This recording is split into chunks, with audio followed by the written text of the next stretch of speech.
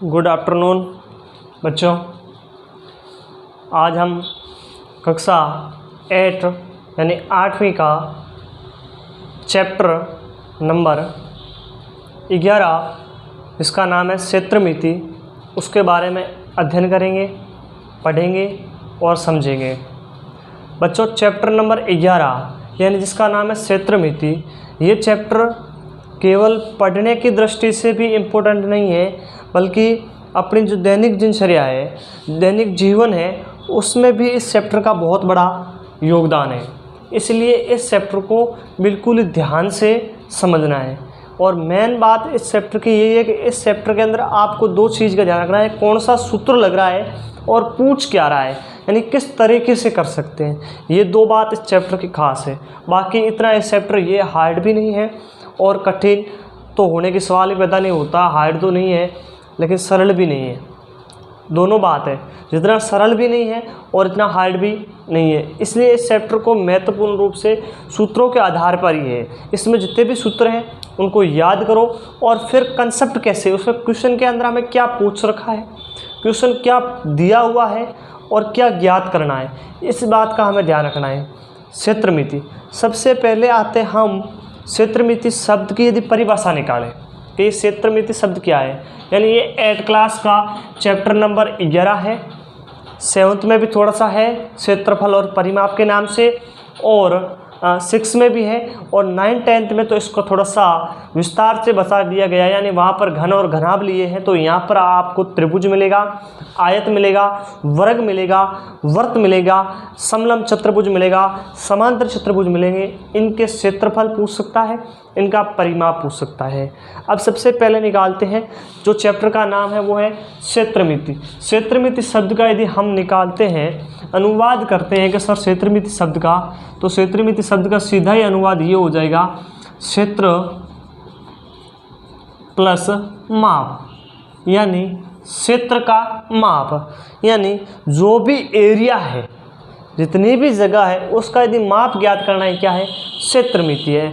अब हम कोई हमसे क्वेश्चन पूछ ले कि ये जो रूम है, इस रूम का या इस हॉल का क्षेत्रफल ज्ञात करो, इसका परिमाप ज्ञात करो, तो सबसे पहले हमें ये देखना होगा क्षेत्रफल किस आकृति का पूछता है, उस आकृति के नाम याद होना चाहिए। रूम है वो किस आकार का है, यानी इसका जो ढांचा बना हुआ है वो किस आकार में आ रहा है, किस आकृति में आ रहा है। तो इसके जो क्षेत्रमिति के निम्न भाग बांट रखे हैं, और हम जब पढ़ रहे हैं कक्षा 8 का, तो 8 क्लास के अंदर अपने पास में है आयत का,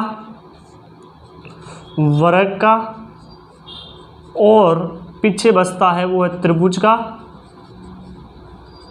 और एकाधिक क्वेश्चन है वो है वर्त के। यानी इन चारों के बारे में हम क्या करेंगे, अध्ययन करेंगे। इनका परिमाप क्या होता है, इनका क्षेत्रफल क्या होता है। तो आइए सबसे पहले हम इसका पढ़ते हैं क्षेत्रफल, यानी क्षेत्रफल शब्द का निकालें। यानी क्षेत्रफल की यदि परिभाषा तो वैसे कोई पूछता नहीं है, लेकिन हमें बेसिक जानकारी के लिए, अपने जो निजी स्वार्थ, निजी जो दिनचर्या के लिए याद करने के लिए हमें ये क्षेत्रफल की परिभाषा है ना, किसी भी समतल के द्वारा जो जगह घेरा जाती है, यानी जो क्षेत्र घेरा जाता है, जो भी समतल आकृति है, उनके द्वारा जितनी भी जगह है जो घेरी जाती है, वही क्या है, क्षेत्र है, एरिया है। और अगला है वो है परिमाप। हम क्षेत्रमिति में दो ही पढ़ेंगे, क्षेत्रफल और परिमाप। परिमाप का मतलब यदि इसके टुकड़े करें, इस शब्द के यदि मैं टुकड़े करता हूँ, परि प्लस माप। परि का मतलब होता है परिधि, माप का मतलब मापना, यानी जो परिधि है, जो दीवारें हैं उनका माप, यानी जो कॉर्नर है उनका माप। कहने का मतलब यदि आयत है तो आयत में भुजाएं कितनी होती है, 4 भुजाएं होती है, तो 4 भुजाओं का जो माप होगा वो उसका क्या हो जाएगा, परिमाप। वर्ग का पूछ ले, वर्ग में कितनी भुजा होता है, 4 भुजा होती है, तो उसका क्या हो जाएगा, चारों का माप हो जाएगा। त्रिभुज का पूछ ले, त्रिभुज में 3 भुजा होती है, तो त्रिभुज के 3 भुजाओं का योग क्या हो जाएगा, परिमाप हो जाएगा। और जो जितना क्षेत्र घेरा है वो क्या हो जाएगा, उसका क्षेत्रफल हो जाएगा। तो आइए अब चलते हैं इनके सूत्रों पे। वर्ग के, आयत के, त्रिभुज के और वर्त के सूत्र कौन कौन से हैं, इनके क्षेत्रफल ज्ञात करने के, परिमाप ज्ञात करने के। ठीक है, तो सबसे पहले है आयत।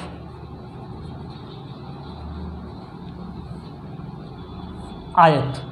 आयत की परिभाषा अपने साधारण भाषा में बनानी है, अपने साहा भाषा में बनानी है, वैसे बनाओ। यानी ऐसा चतुर्भुज 4 भुजाओं से घिरी बंद आकृति, या ऐसा चतुर्भुज, दो भी कह सकते हो। या तो इसको ऐसे कह सकते हो 4 भुजाओं से घिरी बंद आकृति जिनके आमने सामने की भुजा बराबर हो और प्रत्येक कोण 90 डिग्री हो, तो वो वैसे भी आयत बन जाएगा।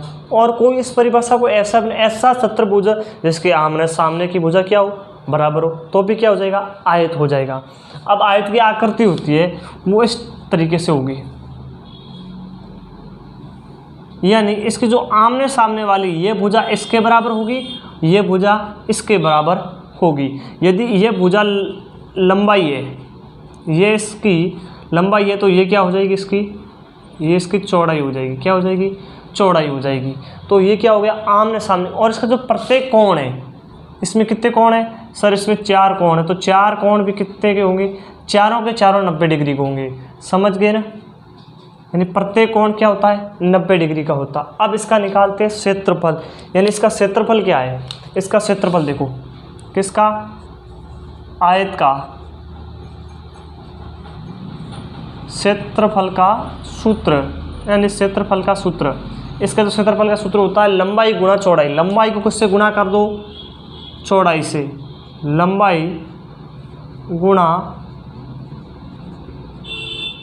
चौड़ाई, यानी यदि मैं लंबाई को चौड़ाई से गुणा कर दूं तो क्या अपने पास में आ जाएगा, जो भी आकृति आयताकार बनी उसका क्या आ जाएगा, क्षेत्रफल आ जाएगा। क्या आ जाएगा सर, क्षेत्रफल आ जाएगा। फिर किसका, हम अभी तक हम आयत की ही बात कर रहे हैं, परिमाप। किसका परिमाप, आयत का परिमाप का सूत्र। आयत के परिमाप, परिमाप क्या है, यहाँ से यहाँ की लंबाई, यहाँ से यहाँ की लंबाई, यहाँ से यहाँ की लंबाई और यहाँ से यहाँ की लंबाई। कहने का मतलब परिमाप का मतलब हो गया परिधि का माप। यदि मैं यहाँ से शुरू होकर यहाँ जाता हूँ, यहाँ से यहाँ, यहाँ से यहाँ, यहाँ से, तो जो दूरी होगी वो पहले कितनी है, लंबाई। पहले मैं क्या चला, लंबाई चला, फिर मैं क्या चला, चौड़ाई चला। हम तो ऐड ही करेंगे।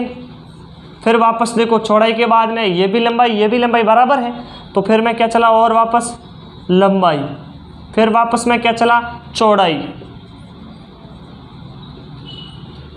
यानी 2 बार भी लंबाई है, 2 बार चौड़ाई है, तो इसका सूत्र क्या बन गया, 2 गुणा लंबाई प्लस चौड़ाई। ये सूत्र का निर्माण ऐसे हुआ है। कई बच्चों को यदि हमें परिमाप का सूत्र याद नहीं हो तो जितनी भी उसकी जो परिधि है, जितनी भी दीवार है, उसका क्या कर लो, जो माप दे रखा है उस माप को काउंट कर लो, यानी योग कर लो, जोड़ लो, वो उसका क्या हो जाएगा, परिमाप हो जाएगा। अब ये हो गया है किसका परिमाप, आयत का परिमाप। यानी आयत का परिमाप क्या हो जाएगा, चारों दीवारों की जो लंबाई होगी, जो चारों दीवारों की लंबाई का जो योग होगा, चौड़ाई का लंबाई का, वही क्या है, परिमाप है। अब इसके बाद में अगला टॉपिक है अपना, वो है वर्ग। क्या है, वर्ग। अब वर्ग की परिभाषा क्या होगी, वर्ग की परिभाषा भी ऐसे दे सकते हैं, यानी ऐसा चतुर्भुज जिसकी सभी भुजाएं समान हो, एक परिभाषा। या अथवा के अंदर हम इस परिभाषा को ऐसे बदल सकते हैं, ऐसा आयत जिसकी आयत आ गया, मतलब आमने सामने भुजा बराबर होती है। ऐसा आयत जिसकी सभी भुजाएं क्या हो, समान हो। या 4 भुजाओं से घिरी ऐसी बंद आकृति जिसकी प्रत्येक भुजा क्या हो, समान हो। कुछ भी परिभाषा देखते हैं, लेकिन इसकी एक ही कंडीशन है, आयत की आमने सामने की भुजा क्या होती है, बराबर होती है। यानी सामने वाली भुजा क्या होगी, बराबर। लेकिन इस वर्ग में क्या होता है, वर्ग में सर चारों की चारों कितनी भुजा होती है, 4 भुजा होती है। चारों की चारों भुजा क्या होगी, बराबर होगी। और चारों के चारों कोण, यानी प्रत्येक कोण 90 डिग्री का, यानी समकोण होगा। इसका चित्र कैसे बनेगा, इसका चित्र समान है, देख लेना। चारों की भुजा कैसी है, बराबर है। प्रत्येक कोण कितने डिग्री का है, 90 डिग्री का है। कितने डिग्री का है, 90 डिग्री का। तो इसका क्षेत्रफल देखो, किसका, वर्ग का क्षेत्रफल। वर्ग का क्षेत्रफल का सूत्र क्या हो जाएगा, वर्ग का क्षेत्रफल का सूत्र क्या हो जाएगा, लंबाई गुणा लंबाई। और इसमें सब भुजाएं बराबर है, तो उसको हम क्या बोलते हैं, भुजा बोलते थे। क्या बोलते थे, भुजा, क्योंकि वर्ग की होती है वो सारी भुजाएं क्या समान होती है। तो इसका सूत्र क्या हो जाएगा, भुजा गुणा भुजा। और कहीं पर हमें ये भी मिलता है भुजा का स्क्वायर, यानी भुजा गुणा भुजा क्या होता है, स्क्वायर। जैसे 2 गुणा 2, 2 का स्क्वायर होता है, वैसे इसका क्या हो जाएगा, 2 का भुजा का स्क्वायर बोलो या भुजा गुणा भुजा बोलो, एक ही बात है। और इसका परिमाप क्या हो जाएगा, जल्दी से बताओ परिमाप। इसका परिमाप का सूत्र देखो, जैसे आयत का क्या निकाला था हमने, चारों भुजा का काउंट किया था ना, यहाँ से यहाँ चले, यहाँ से यहाँ, यहाँ से यहाँ, यहाँ से यहाँ। इसकी तो सर चारों ही भुजा बराबर है, इसका मतलब 4 से क्या कर दो, भुजा को मल्टीप्लाई कर दो, सीधा ही गुणा कर दो कि 4 भुजा बराबर 4 गुणा भुजा, यानी एक भुजा समान है तो 4 भुजा है, चारों की समान ही होगी ना, तो 4 से क्या कर दो, गुणा कर दो। 4 गुणा भुजा किसका परिमाप आ गया, वर्ग का। ये किसका परिमाप है, आयत का। ये आयत का क्षेत्रफल, ये वर्ग का क्षेत्रफल। कहने का मतलब हमें अब तक जो हमने पढ़ा है उसमें से 4 सूत्र लिखे हैं। कितने सूत्र लिखे हैं, 4। हमें केवल इन 4 सूत्रों को क्या करना है, याद करना है। अब इसके बाद में अगला है वो अपना है त्रिभुज। क्या है, त्रिभुज। त्रिभुज 3 भुजाओं से घिरी बंद आकृति को क्या कहते हैं, त्रिभुज कहते हैं। त्रिभुजों को कोणों के आधार पर बांट रखा है, भुजाओं के आधार पर भी बांट रखा है। हमें उस डीपली के अंदर 8 क्लास के अंदर ये सिलेबस नहीं है कि आप उनके अंदर कोणों के आधार या फिर भुजाओं के आधार पर देखो। यदि आगे कोई क्वेश्चन मिलेगा तो उसके अकॉर्डिंग हम देख लेंगे, नहीं लेकिन तो अभी तक हमारे पास है। यानी ऐसे आकृति 3 भुजाओं से घिरी बंद आकृति क्या कहते हैं, त्रिभुज कैसे। इसका क्षेत्रफल देखो, त्रिभुज का क्षेत्रफल, क्षेत्रफल इसका आकृति कैसी होती है, यही होती है त्रिभुज। यहाँ से ऐसी आकृति होती है इस त्रिभुज की। अब इसकी जो क्षेत्रफल ज्ञात करने के लिए जो बीच की जो लंबाई है ना वो दे रखी होंगी, यानी ऊंचाई दे रखी होगी। ये जो h होता है ना, ये ऊंचाई होता है और यह हमें दे रखी होती है। इसका क्षेत्रफल क्या हो जाएगा, 1/2। ये हो जाएगा इसका आधार और ये क्या हो जाएगी, इसकी ऊंचाई हो जाएगी। क्या हो जाएगी, ऊंचाई। तो 1/2 आधार गुणा ऊंचाई, आधार गुणा ऊंचाई।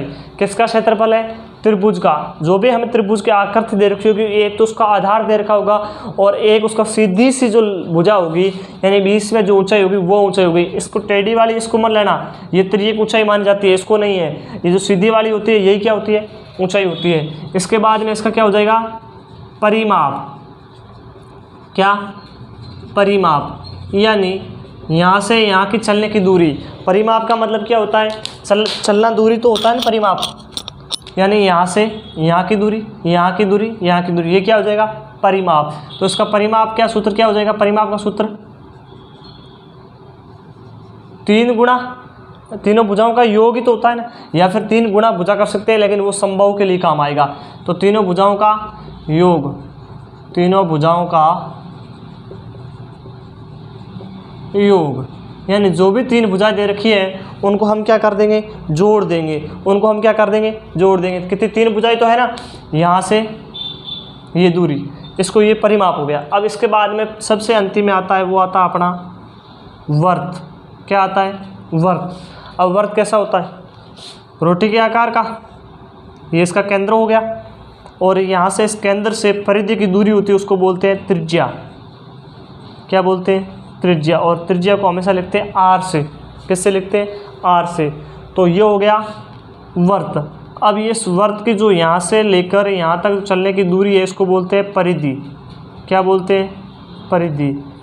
यानी यदि आपसे यही क्वेश्चन पूछ ले कि वर्त का परिमाप ज्ञात करो, या इस परिमाप को क्या बोलते हैं, परिधि बोलते हैं। एक ही बात है, दोनों एक ही है, परिमाप या परिधि। क्या होता है, 2πr। क्या होती है, 2πr। पाई का मान कितना होता है, 22/7।